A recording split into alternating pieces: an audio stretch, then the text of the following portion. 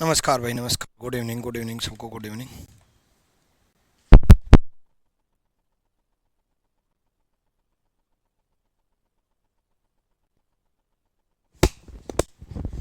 आ जाओ। बहुत बेहतरीन टॉपिक डिस्कस करने जा रहे हैं आज हम। स्टेटमेंट अजम्पशन, है ना।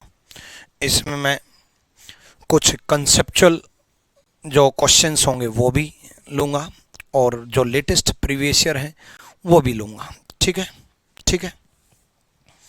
जो लेटेस्ट प्रीवियस ईयर की अगर मैं बात करूँ तो ध्यान से अगर आप देखोगे तो देखो बच्चे, बहुत अच्छे अच्छे क्वेश्चन छाट करके मैं आपके लिए लेकर के आया हूँ।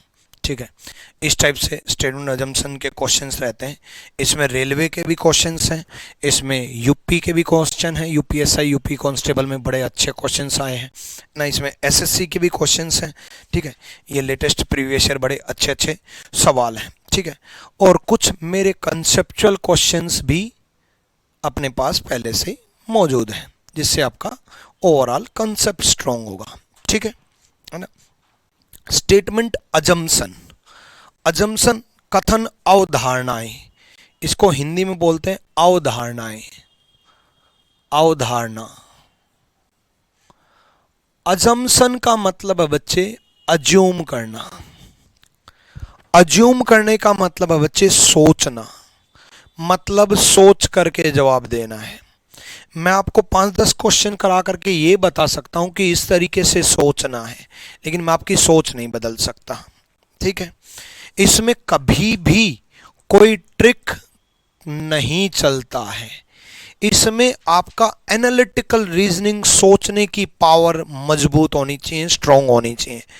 एनालिटिकल रीजनिंग का पार्ट है ये। एनालिटिकल रीजनिंग मीन्स एनालिसिस, और analysis means thinking based. Thinking based मतलब सोच करके जवाब देना है। ठीक है, तो सोच करके जवाब देना, तो सोचना तो आपको ही पड़ेगा। इसमें आपने आज तक अपनी जिंदगी में क्या सीखा है, कितना सीखा है, वो भी काम आएगा। आपकी स्कूलिंग, ग्रेजुएशन, आपकी सोचने की पावर कितनी है, वो भी काम आएगा। इसमें कई ऐसे बच्चे जिनकी सोच बड़ी डेवलप्ड रहती है, हर आइडिया को सोचते रहते हैं, हर तरीके से सोचते रहते हैं, किसी ना किसी चीज़ के बारे में बड़ा गहन अध्ययन करते हैं, वो जल्दी स्ट्रांग होते हैं इस टॉपिक में। इस टॉपिक में मैं आपको ऐसा तो कर नहीं सकता कि कोई फॉर्मूला बता दिया उस फॉर्मूले से आ जाएगा। सारा खेल सोचने के ऊपर डिपेंड करता है। लेकिन कुछ चीज़ें हैं। नंबर एक, नेवर कंपेयर और रिलेट विद अदर्स। कभी भी किसी दूसरे से कंपेयर या रिलेट मत करना। किसी से ना कंपैरिजन करना है, ना किसी से रिलेट करना है। स्टेटमेंट अजम्पशन में, assumption is a assumed situation of the given statement on the spot. दिए हुए कथन के बारे में उसी वक्त सोची हुई परिस्थिति अजम्पशन कहलाती है। मतलब कथन के अनुसार सोचना है, जो स्टेटमेंट आए उसी के अनुसार सोचना है बच्चे। जैसे स्टेटमेंट आई है तो इस स्टेटमेंट से बाहर नहीं सोचना है, बट इस स्टेटमेंट के बारे में सब कुछ सोचना है। इस स्टेटमेंट के बारे में हमें सब कुछ सोचना है, लेकिन इस स्टेटमेंट से बाहर नहीं सोचना है। ठीक है, चलो ठीक, ये बात ध्यान रखना। इस तरीके से आपकी पूर्व धारणाएं और अवधारणाएं एक ही बात होती हैं, पूर्व धारणाएं भी यही होते हैं। इस टाइप से आपके 2-3 अजम्पशन दिए होते हैं और स्टेटमेंट से सोचना होता है। सबसे पहले हमें क्या करना होता है, सबसे पहले हमें बड़े ध्यान से जो स्टेटमेंट दिया है, जो कथन दिया है, उसको सोचना है। ठीक है, बड़े ध्यान से जो स्टेटमेंट दिया है, जो कथन दिया, उसको सोचना है। फिर उसके बाद क्या, उसको पढ़ना है, उसके बारे में उसको पढ़ना है, उसका निचोड़ माइंड में रखना है। उसी के अनुसार हमें सोचना होगा कि कौन सा सही है, कौन सा गलत है। देखो बच्चे, कभी पहला सही होता है। फर्स्ट इज इम्प्लिसिट का मतलब है पहला अंतर्निहित है। अंतर्निहित है मतलब पहला सही है। जो सही होता है उसको फॉलो बोलते हैं या इम्प्लिसिट बोलते हैं। जो सही होता है उसको फॉलो बोलते हैं या इम्प्लिसिट बोलते हैं। ठीक है, चलो भाई, क्लास चालू नहीं हुई है अभी।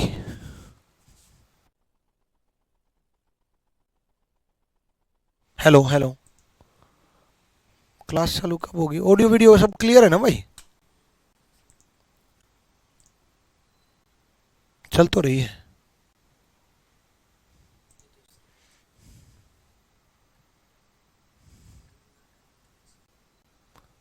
अच्छा अभी हुई है भाई, क्लास चालू अभी हुई है। ऑडियो वीडियो सब क्लियर है ना? हाँ हाँ ठीक है फिर, ठीक है चलो।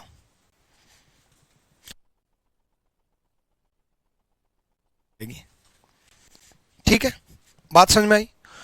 तो इम्प्लिसिट और फॉलो का मतलब होता है जो सही होता है उसको इम्प्लिसिट बोलते हैं। अगर मान लो दोनों सही हैं तो दोनों इम्प्लिसिट, मतलब दोनों फॉलो कर रहे हैं।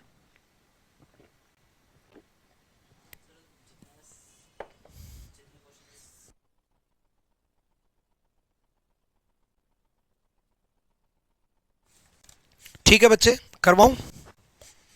चलो, है ना। नेवर कंपेयर और relate with others, all word कभी दिख जाए तो ज़्यादातर गलत होता है। सभी के बारे में हम कभी भी सही नहीं हो सकते, सभी के बारे में कभी भी सही नहीं होते, है ना। ठीक है, चलो भाई आ जाओ।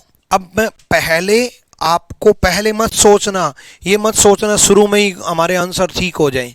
पहले मैं आपको सोचने का तरीका सिखाऊंगा, किस तरीके से सोचना है वो सिखाऊंगा।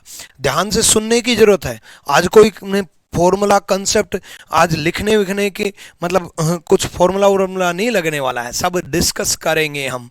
आज आपको बड़े ध्यान से सुनना है मुझे, आज पूरी क्लास में सिर्फ सुनना ही है।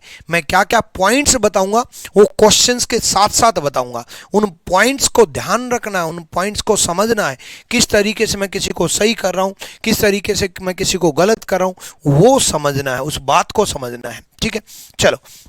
उसने पहले बोला music loving club has announced a wide variety of program by the visiting musician and advertisement. ये एक विज्ञापन है। ये म्यूजिक लविंग क्लब का मतलब है एक क्लब का नाम दे रखा है बच्चे।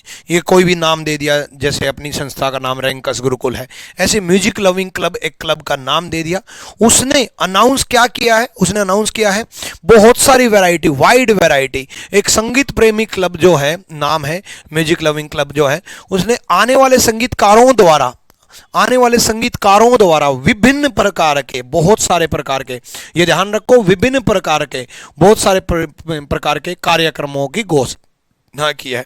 यानी कि एक म्यूजिक लविंग कंपनी है, एक म्यूजिक लविंग क्लब है, उसने अनाउंस किया है कि बहुत सारे प्रोग्राम होंगे, बहुत सारे म्यूजिशियंस आने वाले हैं, बाय विजिटिंग म्यूजिशियंस, बहुत सारे टाइप के म्यूजिशियंस आने वाले हैं, और वाइड वैरायटी मतलब बहुत ज़्यादा वैरायटी के म्यूजिकल प्रोग्राम होने वाले हैं, संगीत के से रिलेटेड प्रोग्राम होने वाले हैं, है ना।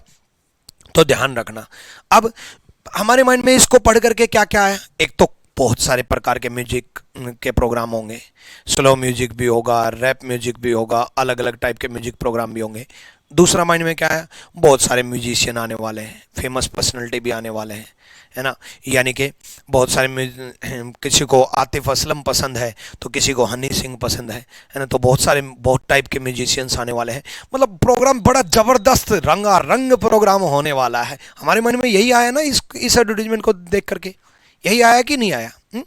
ठीक है, चलो। जैसे मैं मनाली घूमने गया, तो मनाली घूमने गया तो मनाली से 50 किलोमीटर दूर से ऐड, बड़े बड़े होर्डिंग देखने लगा। मनाली का सबसे बड़ा डिस्को पब, मनाली का सबसे बड़ा बार, मनाली का सबसे बड़ा क्लब, म्यूजिक क्लब, मनाली का सबसे बड़ा डिस्को क्लब। तो जैसे जैसे आगे बढ़ता गया, होर्डिंग देखते गया, मेरे माइंड में पता क्या आया, यार इस क्लब में, इस बार में, इस म्यूजिक क्लब में या इस प्रोग्राम में कुछ तो अलग है। माइंडसेट बनाना कि मुझे बहुत ज़बरदस्त प्रोग्राम होने वाला है ना। तो यही माइंड इसको देख करके आया। तो पहला, a large number of people are interested to get entertainment through the program. कार्यक्रम के माध्यम से बड़ी संख्या में लोग मनोरंजन प्राप्त करने में रुचि रखते हैं। बिल्कुल ऑब्वियसली बहुत सारे टाइप के म्यूजिशियंस आने वाले हैं, तो बहुत सारे लोग जो है म्यूजिक के द्वारा मनोरंजन प्राप्त करेंगे। भाई म्यूजिक के द्वारा मनोरंजन ही प्राप्त किया जाता है, बोर थोड़ी ना हुआ जाता है। और मान लो किसी एक टाइप के म्यूजिक से आप बोर होते भी हो तो दूसरा टाइप भी होने वाला है, बहुत सारे प्रोग्राम होने वाले हैं। यानी कि कार्यक्रम के माध्यम से जो प्रोग्राम होने वाला है, बड़ी संख्या में लोग मनोरंजन प्राप्त करने में रुचि रखते हैं। बिल्कुल बहुत सारे लोग जो है मनोरंजन प्राप्त करने में रुचि रखते हैं। तो पहला सही है, पहला सही है। इस स्टेटमेंट को, इतने सारे म्यूजिक प्रोग्राम होने वाले हैं, उसको देख करके आपको नहीं लग रहा कि बहुत सारे संख्या में लोग जो है मनोरंजन प्राप्त करेंगे? है ना। दूसरा, द आर्टिस्ट में attract large number of audience, कलाकार बड़ी संख्या में दर्शकों को आकर्षित कर सकता है। देखो पहली चीज तो आर्टिस्ट जो होता है, कलाकार जो होता है, वो कोशिश करता है ज्यादातर ऑडियंस को अट्रैक्ट करे, लेकिन हो सकता है किसी एक म्यूजिशियन से बहुत सारे ऑडियंस अट्रैक्ट ना भी हो, लेकिन यहाँ एक म्यूजिशियन नहीं आने वाला है, यहाँ बहुत सारे म्यूजिशियंस आने वाले हैं, तो कोई किसी को अट्रैक्ट कर लेगा तो कोई किसी को अट्रैक्ट कर लेगा। ये अट्रैक्ट करना, वो अट्रैक्ट करना नहीं है जैसे आप किसी के प्रति अट्रैक्ट होते हो। अट्रैक्ट करने का मतलब है, उनको आकर्षित करने का मतलब है उनको खुश करना, म्यूजिक के द्वारा खुश करना। तो म्यूजिक के द्वारा खुश करना, बहुत सारी जो ऑडियंस आने वाले हैं उनको ज़्यादातर को आकर्षित करेंगे। जो आर्टिस्ट हैं, कलाकार जो हैं, वो तो पूरी कोशिश करेंगे, वो बहुत जी जान, जैसे मैं पढ़ाने में सबको आकर्षित करने की कोशिश कर रहा हूँ, हर बच्चे को डेप्थ में सिखाने की कोशिश कर रहा हूँ, है ना। और बहुत सारे टीचर आकर के कोशिश कर रहे हैं, जैसे आदित्य रंजन सर भी, जैसे प्रशांत सोलंकी सर भी, जैसे अपनी जीएस की टीम। इसी वजह से तो ज़्यादातर बच्चे कॉमो में एडमिशन लेते हैं, यानी कि ज़्यादातर बच्चों को हमने रैंकस गुरुकुल में शामिल कर लिया है ना। तो ऐसे अलग अलग टाइप के म्यूजिशियंस ज़्यादातर लोगों को आकर्षित करेंगे। तो दूसरा भी सही है, दूसरा भी सही है। ठीक है, क्लियर भाई, समझ में आया पहला क्वेश्चन। देखो मैं बाकी टीचर्स की तरह भी बता सकता था, एक कंक्लूजन के बारे में थोड़ा सा बताता, पहला ठीक है, दूसरे कंक्लूजन के बारे में थोड़ा सा बताता, दूसरा ठीक है, चल देता आगे। नहीं, मेरे को माइंड में फिट करना है भाई, सोचने की पावर बढ़ानी है आपकी। मैं हमेशा जिंदगी में जब से मार्कर पकड़ा, आज 12 साल हो चुके हैं मार्कर को पकड़ने, मार्कर को पढ़ाते पढ़ाते, मैं 12 साल से हमेशा जिंदगी में एक काम दिल से करता हूं, टीचिंग। यहां दिल से पढ़ाता हूं हमेशा। चलो ध्यान से अगला क्वेश्चन देखो, बस आप इस इमोशंस को समझते जाओ और अच्छे से सीखते जाओ, ठीक है। चलो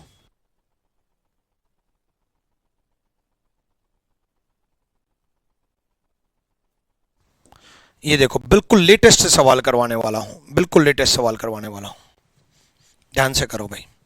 पहले पढ़ो भाई, पढ़े बगैर नहीं समझ में आने वाले है ये टॉपिक।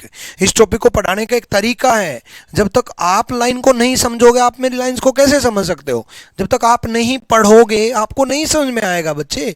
पहले क्वेश्चन से ही आपको स्टेटमेंट भी पढ़ना, अजम्पशन भी पढ़ना, फिर मैं एक्सप्लेन करूंगा, पर पढ़ना तो जरूरी है, तभी तो जो मैं समझाऊंगा उन बातों को समझ पाओगे। पहले यही नहीं पता चलेगा कि किसके बारे में स्टेटमेंट है तो कैसे समझ में आएगा? ठीक है, पढ़ो।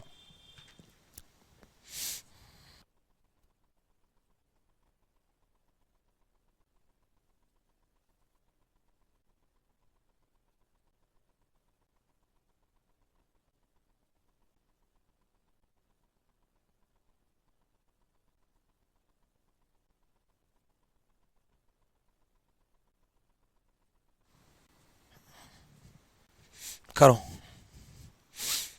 राघवेंद्र सिंह कह रहे हैं स्कोर नहीं बढ़ रहा है। राघवेंद्र सिलेबस पूरा कर लिया है? बताओ, स्कोर नहीं बढ़ रहा है, सिलेबस पूरा कर लिया है?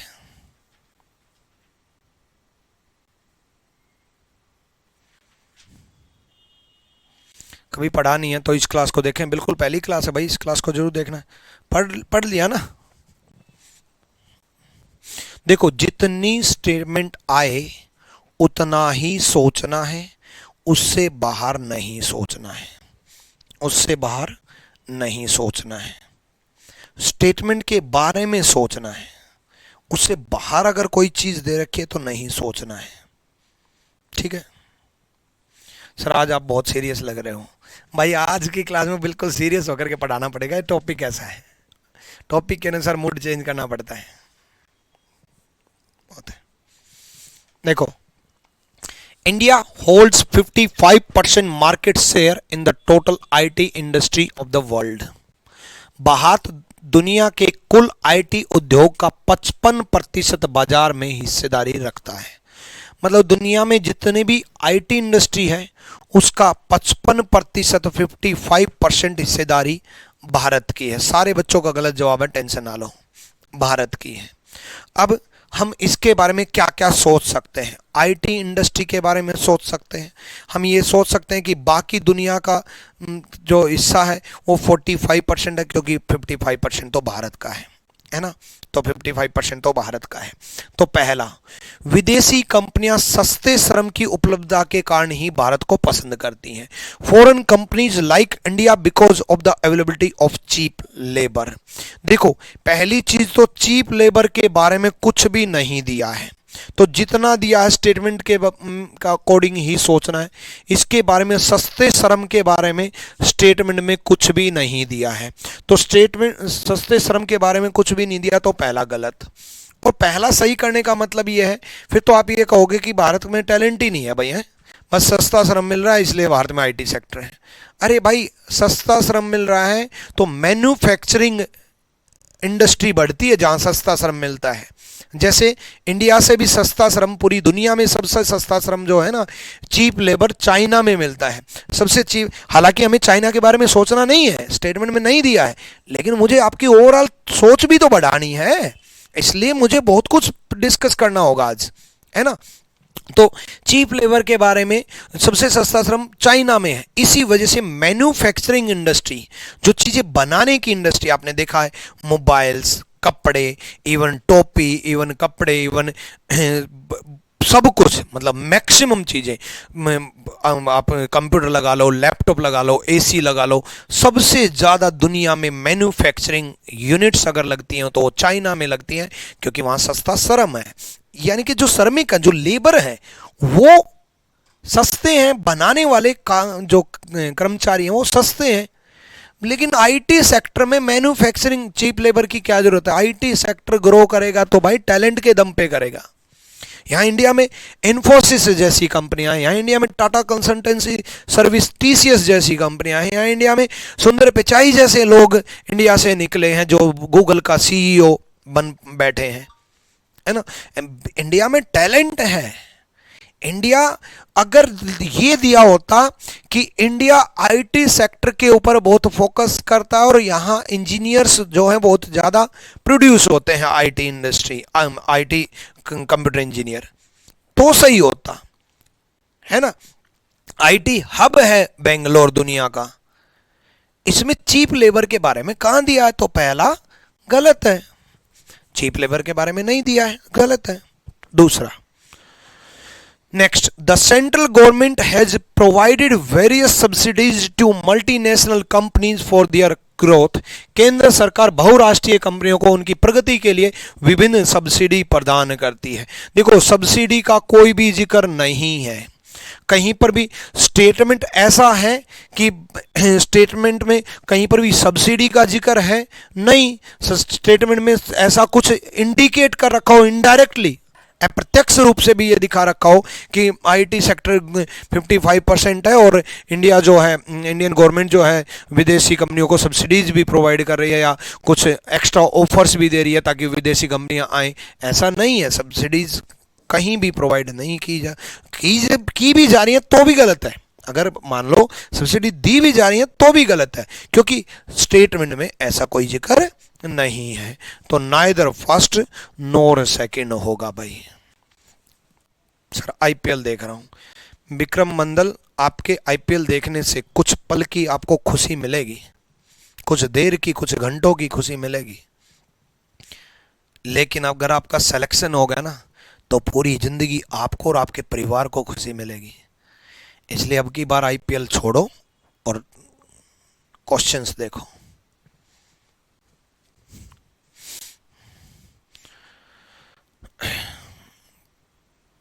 कौन सा बैच है आर्य शुक्ला आपका? एक बार आर्य शुक्ला एक बार बताओ कौन सा बैच है आपका? जीएस की बात कर रहे हो आप, है ना, तो एक बार बताओ तो, तारीख बताना हो जीएस की बैच की।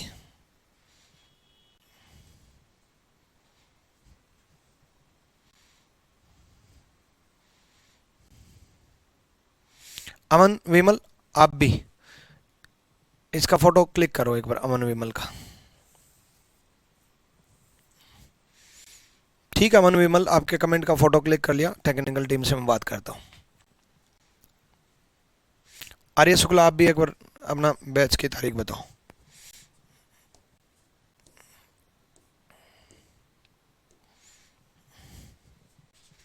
मेरे बैच का तो मालूम ही है आप कौन से बैच से हो, मैं जीएस के बैच की तारीख पूछ रहा हूँ। नीचे ब्लू कर्सर है ना, क्लिक कर दो। हाँ ठीक है,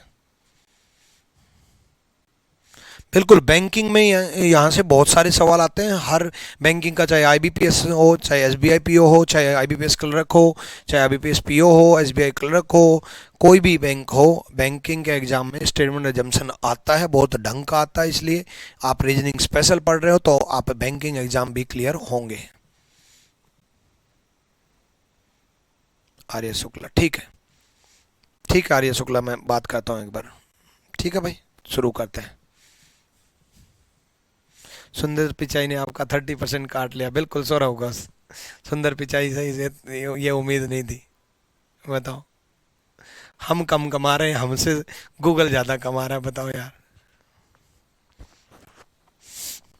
सुनो, students who do not produce, और कमाल की बात देखो, उसके बाद भी हमने आप लोगों की फीस नहीं बढ़ाई।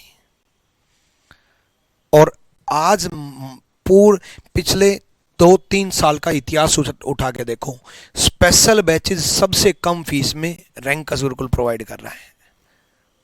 आज इंडस्ट्री में ऐसा हो रखा है कि हम दूसरों को मजबूर करते हैं कम फीस करने में, दूसरों को मजबूर करते हैं।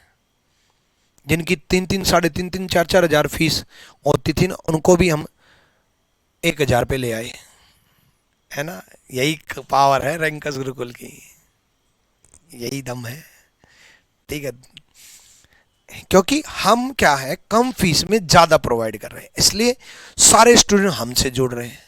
कंपेयर करके देख रहे हैं तो हमारी क्लासेस ज्यादा, हमारे क्लास नोट्स ज्यादा, हमारी प्रैक्टिस सीट ज्यादा, हमारे कंटेंट ज्यादा, हमारा लेटेस्ट कंटेंट, हमारा सब कुछ ज्यादा, और फीस कम। तो लाएंगे पूरी इंडस्ट्री को औकात पे लाएंगे, टेंशन ना लो, ठीक है। सबको कम करवाएंगे, आ जाओ। Students who do not produce the record books will not be allowed participate in the practical examination.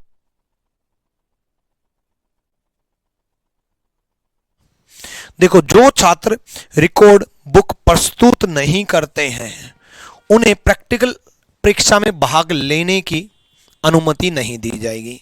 यानी कि एक बात तो फिक्स हो गई कि रिकॉर्ड बुक जो है ना वो कंपलसरी है। उसने साफ बोल दिया, जो रिकॉर्ड बुक प्रस्तुत नहीं करते हैं तो उनको प्रैक्टिकल परीक्षा में भाग लेने की अनुमति नहीं होगी, उनके प्रैक्टिकल एग्जाम नहीं होंगे। यानी कि रिकॉर्ड बुक सबमिट करना कंपलसरी है बच्चे के लिए, वरना फिर वो प्रैक्टिकल एग्जाम में नहीं बैठ पाएगा।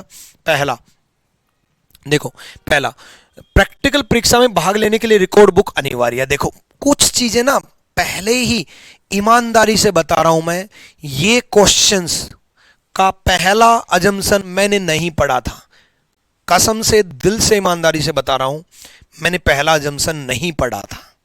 लेकिन मैं आपको ऐसा बनाना चाह रहा हूं कि मेरे जितना दिमाग और मेरे जितनी सोच आपके डेवलप हो पाए। मैंने सिर्फ और सिर्फ स्टेटमेंट पढ़ा, स्टेटमेंट से माइंड में क्या क्या आया वो बताया। मैंने क्या बोला कि स्टेटमेंट में लिख रखा था कि जो छात्र रिकॉर्ड बुक प्रस्तुत नहीं करते हैं, रिकॉर्ड बुक प्रोड्यूस नहीं करते हैं, मतलब सबमिट नहीं करते हैं, उनको प्रैक्टिकल परीक्षा में भाग लेने की अनुमति नहीं मिलेगी, वो अलाउड नहीं होंगे, नॉट अलाउड होगा प्रैक्टिकल एग्जामिनेशन में। तो मेरे माइंड में पता क्या क्या है भाई, इसका मतलब प्रैक्टिकल एग्जाम में नहीं बैठने दिया जाएगा, इसका मतलब रिकॉर्ड बुक तो बहुत जरूरी है, क्योंकि जो नहीं जमा करेगा उसको प्रैक्टिकल एग्जाम में नहीं बैठने दिया जाएगा, यानी कि रिकॉर्ड बुक बहुत जरूरी है। मैं आपको बोल दूं कि अगर आप डेली लाइव क्लास नहीं देखोगे तो मैं आपको एग्जाम नहीं देने दूंगा। इसका मतलब क्या है कि आपको डेली लाइव क्लास देखनी होगी, है कि नहीं। तो कुछ चीजें पहले ही माइंड में आ जानी चाहिए। जैसे अजम्पशन पढ़ा, जो मैं समझाना चाह रहा था वही अजम्पशन में दे रखा है। प्रैक्टिकल परीक्षा में भाग लेने के लिए the record book is mandatory है भाई, भाग लेने के लिए अनिवार्य है रिकॉर्ड बुक प्रैक्टिकल एग्जाम में। बिल्कुल यही बात तो वो कह रहा है कि रिकॉर्ड बुक अगर सबमिट नहीं की तो प्रैक्टिकल एग्जाम में नहीं बैठने दिया जाएगा, यानी कि प्रैक्टिकल एग्जाम के लिए रिकॉर्ड बुक जरूरी है, यानी कि पहला सही हुआ। तो कुछ बातें दिमाग में पहले ही आ जानी चाहिए, और जो बातें आपके दिमाग में पहले ही आई वही अगर अजम्पशन में दे रखा है तो सही है।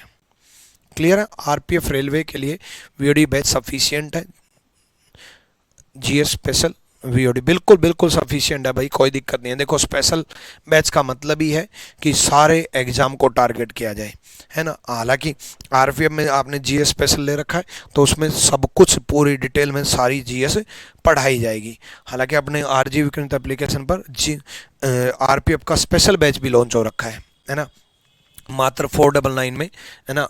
आपका आरपीएफ स्पेशल बैच जिसमें सारे सब्जेक्ट, मैथ भी, रीजनिंग भी, जीएस भी, सब कुछ मिलेगा इतनी कम फीस में आपको। चलो यहाँ देखो दूसरा, practical exam make a student technically strong in the subject. Practical परीक्षा एक छात्र को एक विषय में तकनीक रूप से मजबूत बनाती है। अब आप कहोगे बिल्कुल सर बिल्कुल सही है, मजबूत बनाती है प्रैक्टिकल एग्जाम से। प्रैक्टिकल एग्जाम देने से बंदा जो है टेक्निकली बहुत चीजें सीख पाता है, बिल्कुल बनाती है, बिल्कुल सही है। लेकिन लेकिन लेकिन रुक तो जाओ, स्टेटमेंट के अनुसार सही नहीं है। स्टेटमेंट बात कर रहा है रिकॉर्ड बुक की। प्रैक्टिकल एग्जाम टेक्निकली स्ट्रॉन्ग करता है या नहीं करता, ये तब सही होता जब स्टेटमेंट में प्रैक्टिकल की तारीफ की होती, जब स्टेटमेंट में ये बोला होता कि प्रैक्टिकल एग्जाम एक छात्र के डेवलपमेंट के लिए बहुत जरूरी है, तब सही होता। जब स्टेटमेंट प्रैक्टिकल एग्जाम के पॉजिटिव सेंस में दिया होता कि प्रैक्टिकल एग्जाम से कितना कुछ सीखने को मिलता है, प्रैक्टिकल एग्जाम कितने कुछ जरूरी है, वो दिया होता, तब सही होता। प्रैक्टिकल एग्जाम और रिकॉर्ड बुक का जिक्र है तो इस स्टेटमेंट के अनुसार दूसरा सही है कि प्रैक्टिकल परीक्षा में एक छात्र एक विषय में स्टूडेंट जो टेक्निकली स्ट्रॉन्ग होता है नहीं होता, दोनों सिचुएशन गलत है। क्लियर है? डन। यानी कि ओनली फर्स्ट इम्प्लिसिट, केवल पहला अंतर्निहित है, इम्प्लिसिट का मतलब फॉलो। ठीक है, आज लाइव क्लास करके बहुत अच्छा लग रहा है। आपके रिकॉर्ड बैच से पढ़ता हूं। विक्रम मंडल, यही तो रैंकस रूल की खास बात है। एक बात बताओ, कुछ बच्चे रिकॉर्डेड बैच से हैं और उनको मैं लाइव पढ़ा रहा हूँ, लाइव बैच से भी है, रिकॉर्डेड बैच से भी है। लेकिन रिकॉर्डेड बैच वालों को ये स्टेटमेंट अजम्पशन पहले ही पढ़ा रखा है, पहले ही पढ़ा रखा है, लेकिन ये क्वेश्चन नए हैं, लेटेस्ट हैं, अपडेटेड कंटेंट है, तो ये भी मिलेगा। अब लाइव वाले ये कहेंगे गुरुजी जो पहले पढ़ा रखा वो हमें, आपको वो पढ़ाया जाएगा, वो भी पढ़ाया जाएगा, ये भी पढ़ाया जाएगा, आपको सब मिलेगा। तो सबको सब बराबर देखते हैं हम। ऐसा नहीं कि रिकॉर्डेड को फीस कम कर दी तो कम कंटेंट मिल जाए, लाइव की फीस ज़्यादा तो ज़्यादा कंटेंट मिल जाए, नहीं, सब बेहतरीन पढ़ाया जाएगा, टेंशन ना लो। करो भाई, चलो आगे, अगला देखो।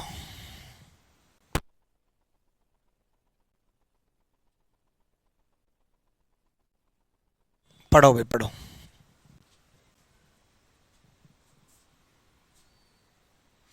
कुछ क्वेश्चंस के ऑप्शन में पूछा होता है assumption is correct but statement is false, तो उसमें क्या करेंगे? Statement is a universal fact, statement एक तथ्य होता है, स्टेटमेंट कभी भी गलत नहीं बोल सकते।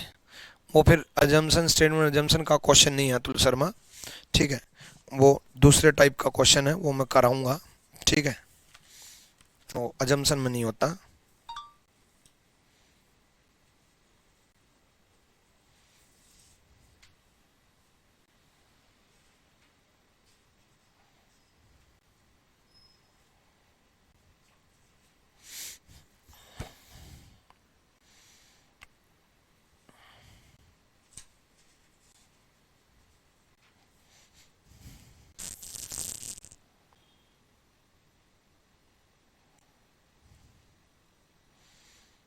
पढ़ो भाई पढ़ो, पहले जरूर पढ़ो।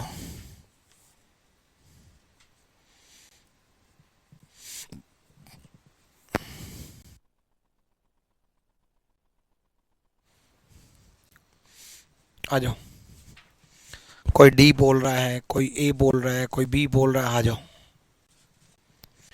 उसने बोला द डिसीज, इस टाइप के क्वेश्चंस हिंदी में ज्यादा अच्छे से समझ में आते हैं टेक्निकल वर्डिंग को छोड़ के।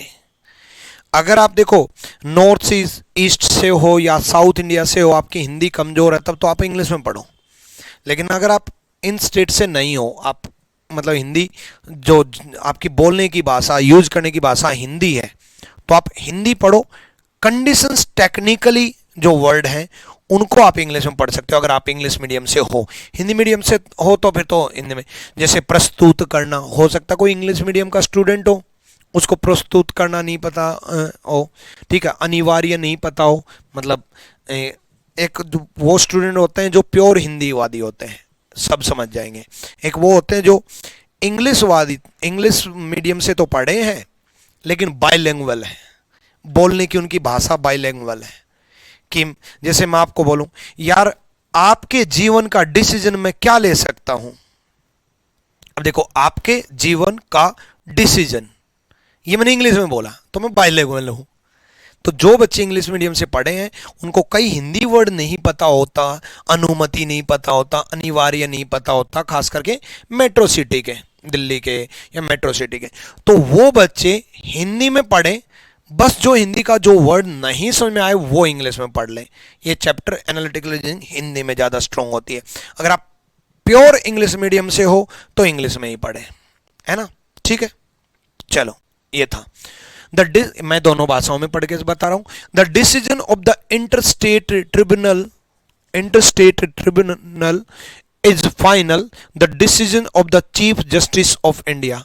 अंतरराज्यीय न्यायिकीकरण, इंटरस्टेट ट्रिब्यूनल न्यायिकीकरण का निर्णय अंतिम है, ठीक है। ये जो डिसीजन, जो भी डिसीजन आया है वो फाइनल है, अंतिम है, भारत के मुख्य न्यायमूर्ति का फैसला। एक फैसला सुना दिया, the decision of the interstate tribunal is final, मतलब जो भी डिसीजन है इंटरस्टेट ट्रिब्यूनल का वो फाइनल है, अंतिम है, वो फाइनल है, ठीक है। चलो, interstate tribunal is superior body to the Supreme Court. अंतर्राज्यीय न्यायाधिकरण सर्वोच्च न्यायालय से उच्चतर निकाय है, सुप्रीम कोर्ट से उच्चतर निकाय कोई भी नहीं है। ये भी ये डिसीजन फाइनल है, इस बात के लिए भी चीफ जस्टिस ऑफ इंडिया, यानी कि सुप्रीम कोर्ट का चीफ जस्टिस ऑफ इंडिया होता है, सुप्रीम कोर्ट का जो आपका मुख्य न्यायमूर्ति होती है, उसने बोला है, यानी कि इस डिसीजन को फाइनल करने के लिए भी कि ये फाइनल है, ये मतलब ये अंतिम निर्णय है, इस बात के लिए भी सुप्रीम कोर्ट ने बोला है। तो बड़ा कौन हुआ? Supreme court. जिसे मैं आपको ये बोलूं भाई पढ़ना, आप सिलेक्शन के लिए पढ़ना अंतिम निर्णय है, तो आपसे ऊपर मैं हुआ ना, तो बोल कौन रहा है? Chief justice of India. Chief justice of India मतलब सुप्रीम कोर्ट। सुप्रीम कोर्ट बड़ा हुआ, इसने क्या बोल दिया? उल्टा बोल रहा है। Interstate tribunal is superior body to the Supreme court.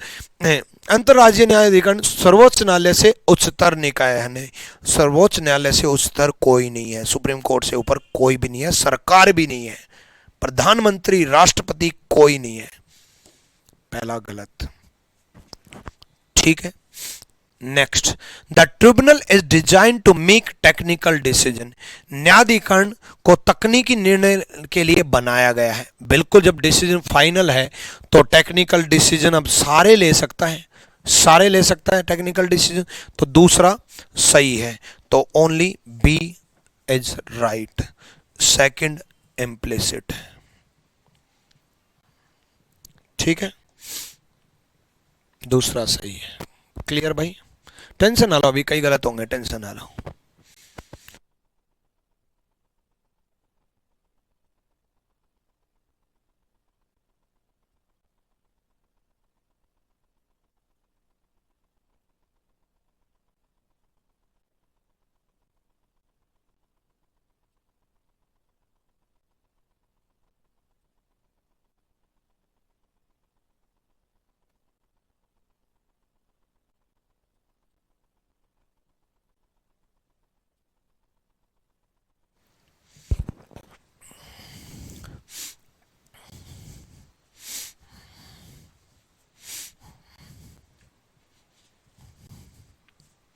करो भाई।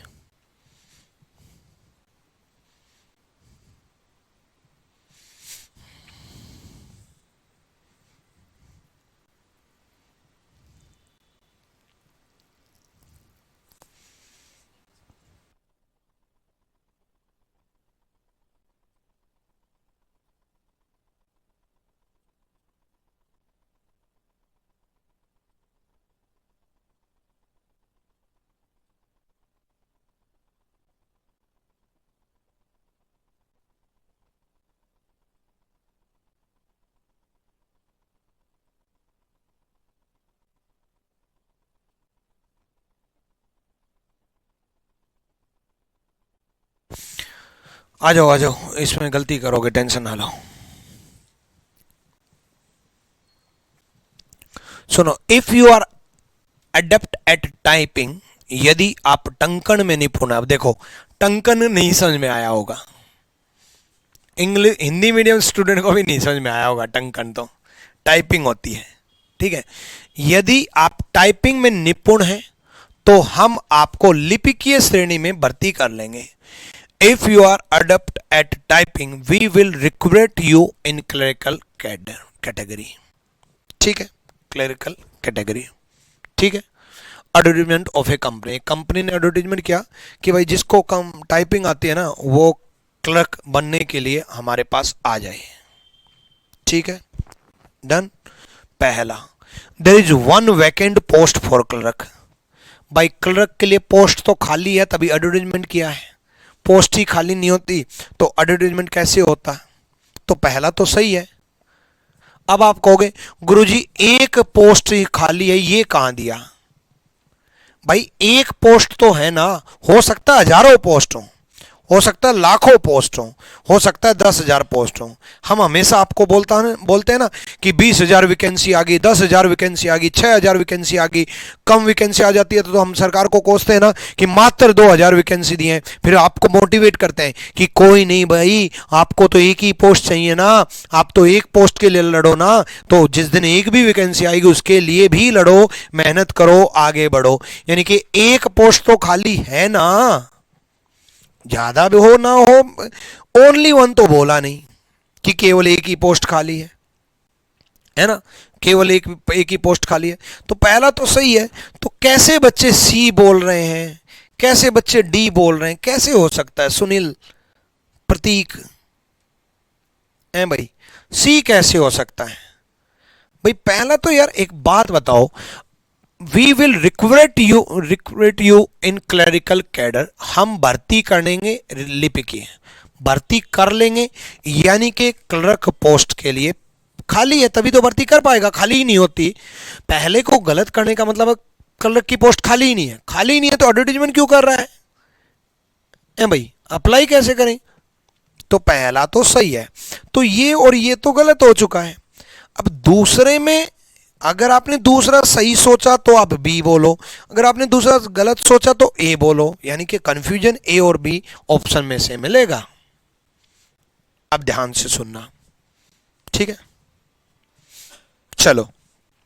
The company will recruit only those who knows typing, company केवल टंकन जाने वालों को ही भर्ती करेगी। ये गलत हुआ बच्चे, केवल वर्ड की वजह से, ओनली वर्ड की वजह से। कुछ वर्ड्स होते हैं जो गलत करवा देते हैं, ओनली, ऑल वर्ड हम गलत करवा देता है, ओनली वर्ड गलत करवा देता है, जब तक स्टेटमेंट में ओनली का जिक्र ना हो। स्टेटमेंट में ऐसा कुछ नहीं है, कंपनी विल रिक्रूट केवल दोज हु नोज टाइपिंग, केवल कंपनी केवल टंकन जानने वालों को ही भर्ती करेगी। पहली चीज तो इसका मतलब पता है क्या है, कंपनी में बाकी पोस्ट में भी यही कंडीशन है। सेकंड में क्लर्क का कहीं जिक्र नहीं है ना, क्लर्क का कहीं जिक्र नहीं है, तो company will recruit only those who knows typing, company उन्हीं को रिक्रूट करेगी, उन्हीं को भर्ती करेगी जो टाइपिंग जानते हैं ना। भाई दूसरी पोस्टों के लिए तो टाइपिंग की क्या जरूरत है? दूसरी चीज, दूसरी पोस्टों का जिक्र ही नहीं है तो क्यों सोचना।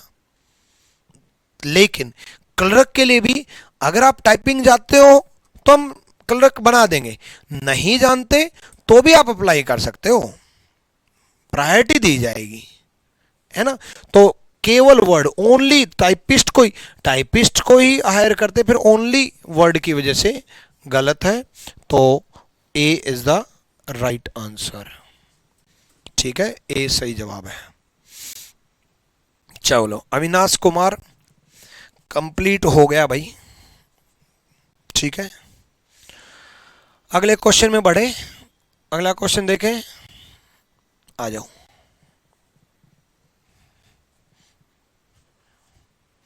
सर आप बहुत अच्छा समझाते हो।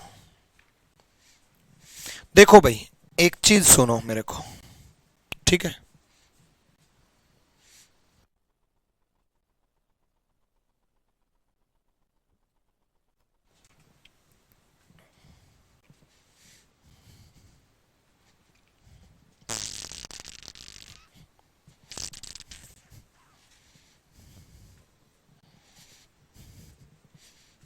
पढ़ो जल्दी से।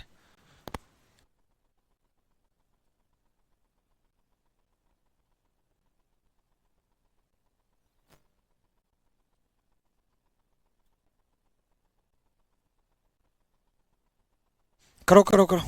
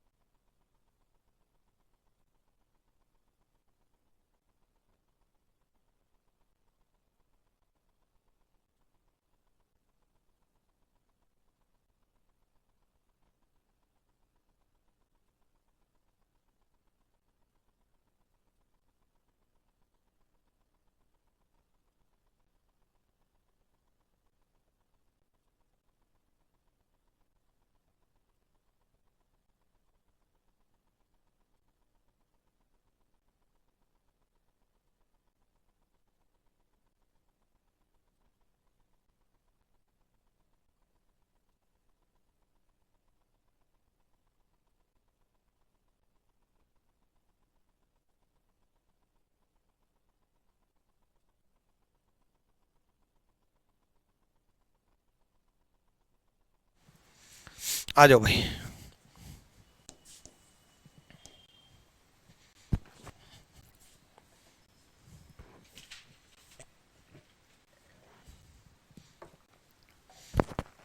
करो।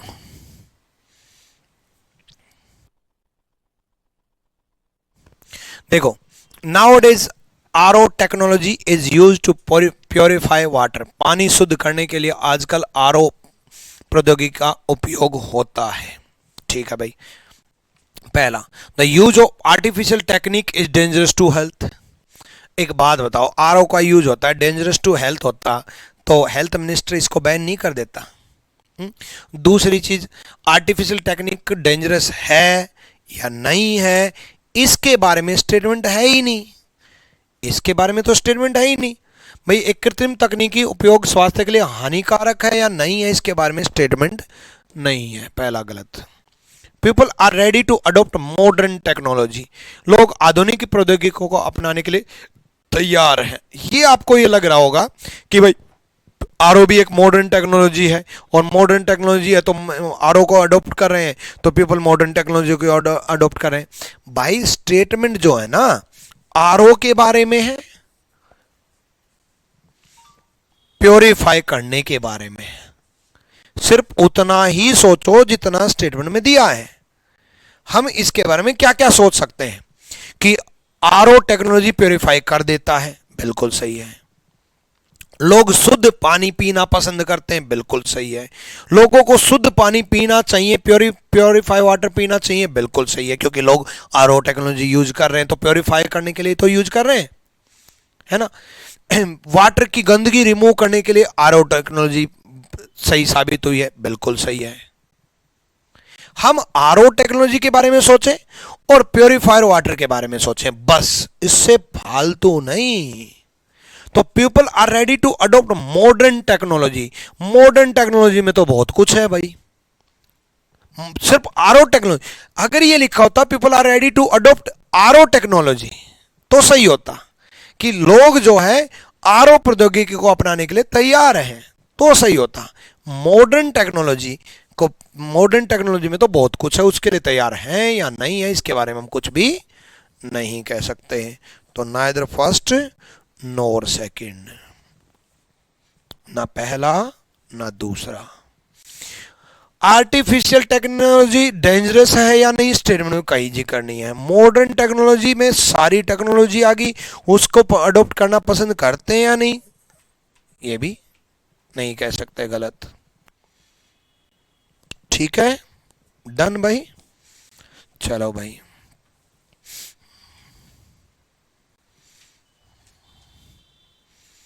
चलो जल्दी करो।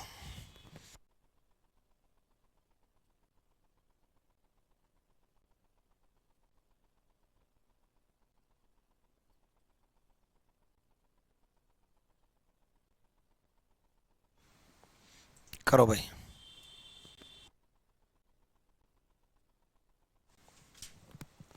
पढ़ो पढ़ो, देखो जब तक आप नहीं पढ़ोगे भाई, साइड हो जाता हूँ, तब तक समझ में नहीं आएगा ये चैप्टर। ठीक है, दिमाग प्रेम कर देते हो। Thank you Dilshad Alam.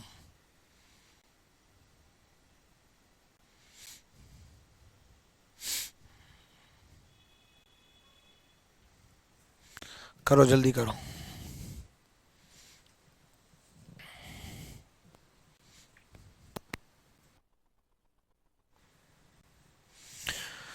Suicide rate in the world is increasing rapidly. दुनिया में आत्महत्या की दर बहुत तेजी से बढ़ती जा रही है। ठीक है, पहला, people are less happy with the present now than in the past. लोग अतीत की तुलना में वर्तमान में अब कम खुश हैं। देखो, सुसाइड अटेम्प्ट बढ़ते जा रहे हैं, और सुसाइड कौन करेगा? दुखी। सुखी आदमी तो सुसाइड करेगा नहीं, ऐसा तो कोई देखा नहीं यार आज तो बहुत खुश हूं, पंखे पे लटकने का मन कर रहा है, इतना खुश हो यार, क्या करूं, क्या बताऊं, जहर खा लूं क्या? ऐसा तो कभी आपने देखा नहीं होगा, है ना। जो है सुसाइड जो है वो बढ़ते जा रहे हैं, यानी कि अब पहले की तुलना में कम खुश हैं, तभी बढ़ते जा रहे हैं, है ना। यानी कि लोग अतीत की तुलना में, पास्ट की तुलना में, पास्ट के कंपैरिजन में प्रेजेंट में कम खुश हैं। इस वजह से ही दुखी ज्यादा हैं, और पहले से अब कम लोग खुश हैं, यानी कि ज्यादा लोग दुखी हैं, और ज्यादा लोग दुखी हैं तो ज्यादा सुसाइड अटेम्प्ट हो रहे हैं। डिप्रेशन, एंजाइटी, ये बीमारियां पहले वाले लोगों में होती ही नहीं थी। दुख उनको भी होते थे, लेकिन आप अपने दादा से पूछ के देखना कि डिप्रेशन और एंजाइटी क्या होती है। बोला एंजाइटी ये क्या होती है, कोई एसिडिटी पेट की बीमारी है क्या, है ना। और आज के युवा में मतलब छोटी छोटी बातों पे ऑफलाइन में एक लड़की पिछले वीक ही मेरे पास आई, बोली सर मैं बहुत दुखी हूँ। मैं कहा क्या हुआ बच्चे? बोली सर मैंने ना लास्ट वीक सुसाइड अटेम्प्ट किया था। मैं एकदम मतलब स्पीचलेस हो गया ये बात सुन करके। और उसकी उम्र होगी लगभग 20-21 साल। मैं कहा यार 20-21 साल की उम्र में ऐसी क्या बात होगी? मैं कहा किस लिए? बोले बहुत दिनों से सर बस पढ़ाई के बारे में सोचे जा रही थी। तो मैंने सोचा कि मरी जाऊं।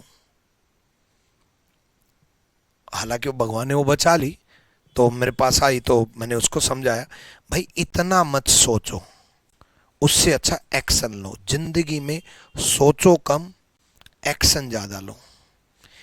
प्लानिंग कम करो, मेहनत ज्यादा करो। दूसरी चीज, आपके साथ अगर कुछ अच्छा नहीं होता है तो विश्वास करना दोस्त वो सबसे अच्छा हुआ है। आपके साथ अगर अच्छा नहीं होता है तो वो सबसे अच्छा हुआ है। ये क्या बात है? अगर एनडीए और सीडीएस अब्दुल कलाम क्लियर कर देते, जो कि उनका क्लियर नहीं हुआ था, क्लियर कर देते तो क्या वो मिसाइल मैन बन पाते? उनके गुरुजी ने यही कहा था कि आपका एनडीए और सीडीएस एग्जाम क्लियर नहीं हुआ, आप जाना चाहते थे वहां, इसके पीछे भगवान ने आपके लिए कुछ बेहतरीन सोचा है। अगर मैं एज ए एक्साइज इंस्पेक्टर 2012 में ज्वाइन कर लेता तो क्या आज रैंकस रूल आपके सामने होता? तो जो आपके साथ नहीं होता है वो कुछ ना कुछ अच्छा होता है। तो कभी भी ये तो सोचा ही मत करो। मैंने उस बच्चे को यही समझाया कि कम सोचो, कम प्लान करो, पढ़ाई हो ना हो भाड़ में जाए, नौकरी मिल जाए तो अच्छा है, नहीं मिले तो और भी अच्छा है, कुछ और बेहतरीन करेंगे, मेहनती बनेंगे, पर मेहनती जरूर बनेंगे। यहाँ देखो तो सोसाइटी की बात पे याद आ गया। हाँ, तो पास्ट के रिस्पेक्ट में प्रेजेंट में ज्यादा लोग कम खुश हैं, मतलब दुखी ज्यादा है। ठीक है, तो पहला सही है। दूसरा, people who attempt suicide do not realise the importance of life. इस बात को समझाने से पहले ही मैंने इतना अच्छा खासा समझाने की कोशिश कर दी आपको। अभी मैं आपको अब्दुल कलाम का एग्जांपल दे रहा था, अभी मैं आपको समझा रहा था खुश रहना चाहिए, नौकरी मिले ना मिले, कामयाबी मिले ना मिले, कोई मतलब नहीं, आज नहीं तो कल बेहतरीन होगा, और कल से बेहतरीन ही आज होगा, है ना। और गुरुजी, है ना, हाँ, इस क्लास के बाद मिलेंगे। किस टाइम तक क्लास आपकी? अच्छा, ठीक है, ठीक है। हाँ देखो, उसने बोला जो लोग आत्महत्या का प्रयास करते हैं उन्हें जीवन के महत्व का एहसास नहीं होता है। बिल्कुल, people who attempt suicide do not realise the importance of the life. उनको जिंदगी का कोई एहसास ही नहीं है। तो दूसरा तो बिल्कुल सही है, ये बात तो मैं पहले ही सिखा चुका है ना, तो दोनों सही है। क्लियर है? ये बात चेस प्लेयर के लिए नहीं बनती। चेस प्लेयर के लिए नहीं बनती मतलब?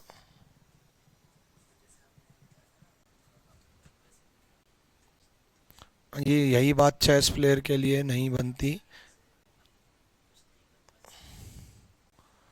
विश्वनाथ मंडल पता नहीं क्या बोल रहे हो, कि भी मैंने अब्दुल कलाम के लिए बोला, उस बात के ऊपर बोल रहे हो क्या कि मतलब ये बातें चेस प्लेयर के लिए लागू नहीं होती? सब पे लागू होती हैं भाई ये बातें। चेस प्लेयर, कोई भी टारगेट जीवन का वो नहीं होता जो आप पाना चाहते हो, और वो बनाना भी मत। टारगेट जीवन का वो होता है जो भगवान बनाना चाहता है, उसमें खुश रहना है ना।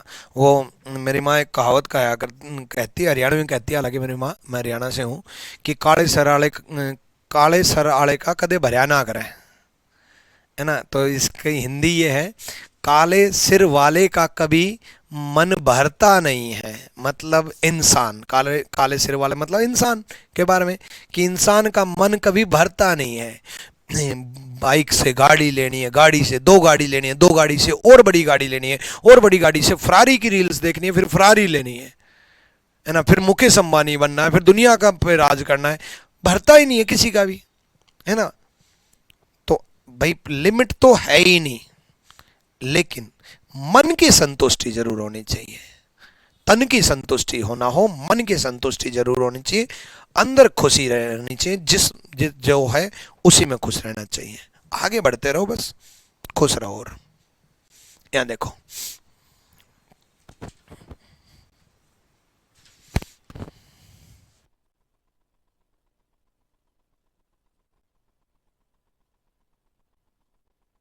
अच्छा चेस के लिए ये बोल रहे हो आप सोचते ज़्यादा है एक्शन कम है। ये चेस प्लेयर सोचते ज़्यादा है और एक्शन कम लेते हैं। आप कह रहे हो सोचो कम और एक्शन ज़्यादा लो। चेस प्लेयर भी सोचते कम ही है और एक्शन ही ज़्यादा लेते हैं।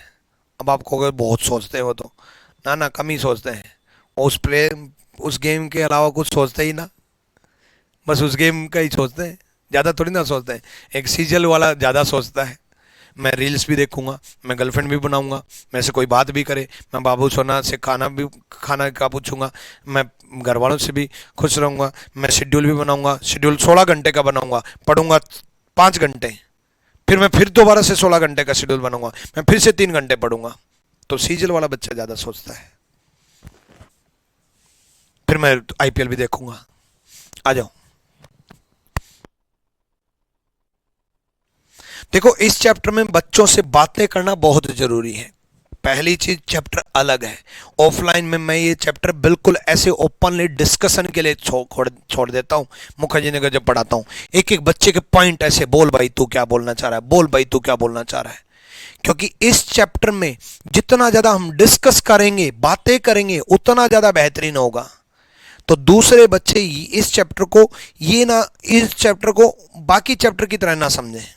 मैं अगर इस चैप्टर में देखो सबसे ज्यादा कमेंट्स के जवाब दे रहा हूं, क्यों? क्योंकि ये चैप्टर आपको सीखने को मिल रहा है। मैं बातें भी कर रहा हूं, किसी के कमेंट का जवाब भी दे रहा हूं, कुछ समझा भी रहा हूं, लाइफ से रिलेटेड कुछ समझा रहा हूं। अभी जो कुछ समझा रहा हूं वो भी काम की चीज है, एक एक वर्ड निकल रहा है वो काम की चीज है। उससे आपकी सोचने की शक्ति बढ़ रही है। इस चैप्टर में सुनना ही तो है, तो डिस्कशन ही एनालिसिस करना होता है, और एनालिसिस ही एनालिटिकल रीजनिंग, और एनालिटिकल रीजनिंग ही अजम्पशन है। आ जाओ, इंडियन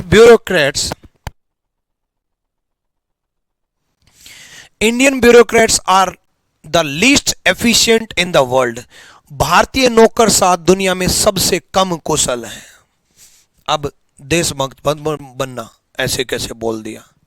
बोल दिया तो बोल दिया, यूनिवर्सल फैक्ट है, स्टेटमेंट। ठीक है, Indian bureaucrats are least efficient in the world. पूरी दुनिया में भारतीय नौकरशाह जो हैं दुनिया के सबसे कम कुशल हैं, सबसे कम एफिशिएंट है, मतलब सबसे कमजोर हैं। ठीक है, अच्छे से काम नहीं करते। पहला पहला ठीक है। The quality of performance of the bureaucracy has declined in the last few years। पिछले कुछ वर्षों में नौकरशाह के कार्य निष्पादन की गुणवत्ता में गिरावट आई है। देख लो, पिछले कुछ वर्षों में कंपैरिजन पता कब होता है? जब कोई चीज बढ़े या कोई चीज घटे। जैसे पिछले एग्जाम्पल में हुआ, पिछले एग्जाम्पल में सुसाइड रेट बढ़े हैं तो हम पीछे से कंपेयर कर सकते हैं ना, या घटते तो भी हम पीछे से कंपेयर करते है ना। तो quality of performance of the bureaucracy has declined in the last few year. पिछले कुछ वर्षों में नौकरशाही के कार्य निष्पादन गुणवत्ता में गिरावट आई है। पास से गिरावट आई है, ये तब होता जब पास से हम कंपैरिजन तब करते जब आपका डिक्लाइन या इंक्रीज ये दिया होता, कि ये दिया होता कि काम करने की कुशलता जो है उसमें गिरावट स्टेटमेंट में दिया होता। पास से प्रेजेंट काम कंपैरिजन तभी होता है जब कोई चीज घटने का दे रखा है या कोई चीज बढ़ने का दे रखा है। उसने तो ये कहा सिंपल कि भाई ब्यूरोक्रेसी जो है ना वो घटिया है, कम कुशल है, कम एफिशिएंट है, कम काम करते हैं ब्यूरोक्रेट्स, काम ही नहीं करते, निठल्ले हैं, करप्शन करते हैं, ये सब कहना चाह रहा है स्टेटमेंट के अनुसार, कुशलता के अनुसार। वो पास से कंपेयर नहीं करना चाह रहा, यानी कि पहला गलत है। क्लियर बात?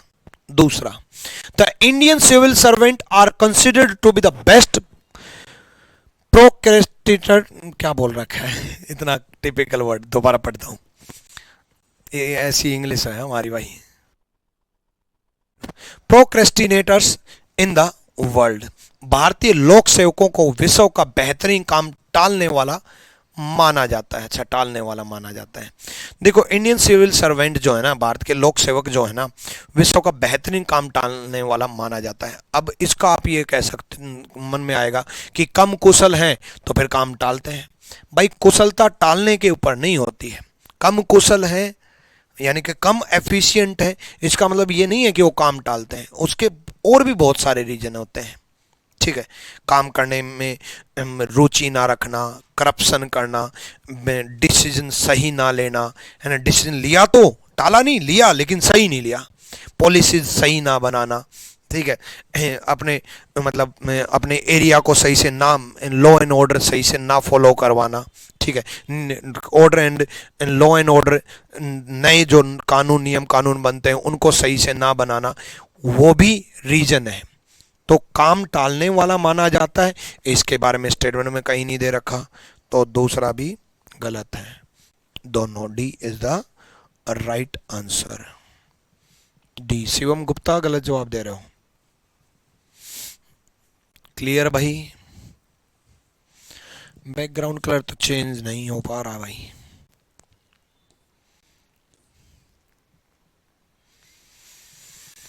हो गया, डन। अगला करूं? 9-10 एग्जाम्पल सिखाने की बहुत कोशिश की। डिस्कशन आज की क्लास में बहुत ज़रूरी था, क्योंकि आज की क्लास में बोलना ही बोलना था लगातार। तभी आप सीख पाओगे, तभी आपकी एनालिटिकल स्ट्रॉन्ग हो पाएगी, तभी आप सोच पाओगे। जल्दी सोचो भाई।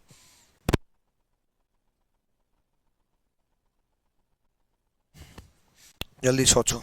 देखो, जब तक आप नहीं सोचोगे तब तक कितना ही पढ़ा लो। ये अगर फॉर्मूला बेस्ड होता चैप्टर, कंसेप्ट बेस्ड होता चैप्टर, ट्रिक्स बेस्ड होता चैप्टर, तो जरूर जरूर समझाता। ये सोचने के बेस्ड है, तो डिस्कस करना है। सरकार ने निजी डॉक्टरों को उनकी फीस बढ़ाने की अनुमति दी है। The government has allowed private doctor to increase their fees. Government ने प्राइवेट डॉक्टर को अलाउ कर दिया, भाई बढ़ा लो फीस, कोई ना, लूटो मरीजों को, कोई ना, है ना। चलो, पहला, private doctor have financial difficulties. निजी डॉक्टरों को वित्तीय कठिनाइयां हैं। फाइनेंशियल डिफिकल्टीज हैं या नहीं है, इसके बारे में स्टेटमेंट के अनुसार नहीं डिसाइड कर सकते हैं। ठीक है, स्टेटमेंट में या तो मतलब प्राइवेट डॉक्टर जो है डिमांड करें सरकार से कि हमारा काम ना चल रहा है, ऐसा कुछ स्टेटमेंट दिया होता ठीक है, after demanding by the private doctor, अगर ये लिखा होता after demanding by the private doctor government has allowed to increase their fees, demand होती कि भाई हमारा फाइनेंशियल लॉस हो रहा है, हम इतने में काम नहीं कर पा रहे, घर गुजारा नहीं चल पा रहा, तब तो सोचते ना कि वित्तीय कठिनाइयां हैं। जैसे किसान डिमांड करते हैं सरकार से कि भाई हमारा गुजारा नहीं चल पाता, कभी कुछ लॉस हो जाता, कभी कुछ लॉस हो जाता है, एमएसपी दे दो रही है। कोई भी, मैंने किसानों का एग्जांपल इसलिए लिया, अभी मुद्दा किसानों का मुद्दा है ही, है ना। कोई भी एग्जांपल, भाई सरकार से अगर इस टाइप की डिमांड होती है तभी सोच पाते हैं ना। सरकार ने तो बिना मतलब ऐसी डिमांड के अलाउ कर दिया, ठीक है। Government doctor do not increase their fees, सरकारी डॉक्टरों के बारे में स्टेटमेंट में जिक्र नहीं है, जो स्टेटमेंट के बारे में जिक्र नहीं है वो नहीं सोचते। प्राइवेट सेक्टर के बारे में अगर स्टेटमेंट आई है तो उसी प्राइवेट सेक्टर के बारे में सोचना है, उससे रिलेटेड सरकारी डिपार्टमेंट के बारे में नहीं सोचना है। अगर स्टेटमेंट गवर्नमेंट डॉक्टर के बारे में होती तो हम प्राइवेट डॉक्टर के बारे में भी कुछ नहीं सोचते। स्टेटमेंट में गवर्नमेंट डॉक्टर का जिक्र होता तो प्राइवेट डॉक्टर के बारे में नहीं सोचते, स्टेटमेंट में प्राइवेट डॉक्टर का जिक्र है तो गवर्नमेंट डॉक्टर के बारे में नहीं सोचना। दोनों डिपार्टमेंट, दोनों चीजें, दोनों डिसीजन अलग अलग होते हैं, ठीक है। तो दूसरा भी गलत है। तो ए इज द, मैंने कहा था ना, नेवर कंपेयर और रिलेट विद अदर्स, दूसरे से कंपेयर या रिलेट मत करो। स्टेटमेंट अगर प्राइवेट डॉक्टर के बारे में बोल रहा है तो गवर्नमेंट डॉक्टर के बारे में कुछ भी नहीं सोचना है। क्लियर है? डन है? ठीक है। देखो बच्चे, ये क्लास पढ़ाते जाओ पढ़ाते जाओ पढ़ाते जाओ पढ़ाते जाओ, कितना ही पढ़ाते जाओ, है ना। लेकिन मैं ज़्यादा से ज़्यादा कोशिश करूँगा चीज़ें डिस्कस करने की, अलग अलग पार्ट्स में क्लास लेकर के। आप भी जो मैं सीट प्रोवाइड करूँ उनके सॉल्यूशंस जरूर पढ़ना। सॉल्यूशन बड़े बेहतरीन तरीके से प्रोवाइड कराऊंगा मैं। सॉल्यूशंस में जो मैं सिखा रहा हूँ उसमें, उनके सॉल्यूशंस में मैं जो बता रहा हूँ, जो मैं बोल पा रहा हूँ, सब लिखने की कोशिश करूँगा। और सब कुछ लिख करके आपको ये जो पढ़ा रहा हूँ, ये नहीं, अलग से जो प्रैक्टिस सीट दूंगा उसके सॉल्यूशंस पढ़ने की कोशिश पूरे करना, ठीक है। अच्छे से प्रैक्टिस करना, ज़्यादा से ज़्यादा। तो बहुत ज़्यादा भी नहीं सोचना है, बहुत कम भी नहीं सोचना है, स्टेटमेंट के अकॉर्डिंग सोचना है। ओनली वर्ड दिख जाए तो गलत कर देना है, ऑल वर्ड दिख जाए तो गलत कर देना है। कंडीशंस, अगर स्टेटमेंट में ओनली या ऑल नहीं दे रखा हो तो, स्टेटमेंट अगर सबके बारे में बोल रहा है तो हम सबके बारे में सोचेंगे, अदरवाइज हम सबके बारे में नहीं सोचेंगे, ठीक है। चलो भाई, thank you, love you all, Sai bless you.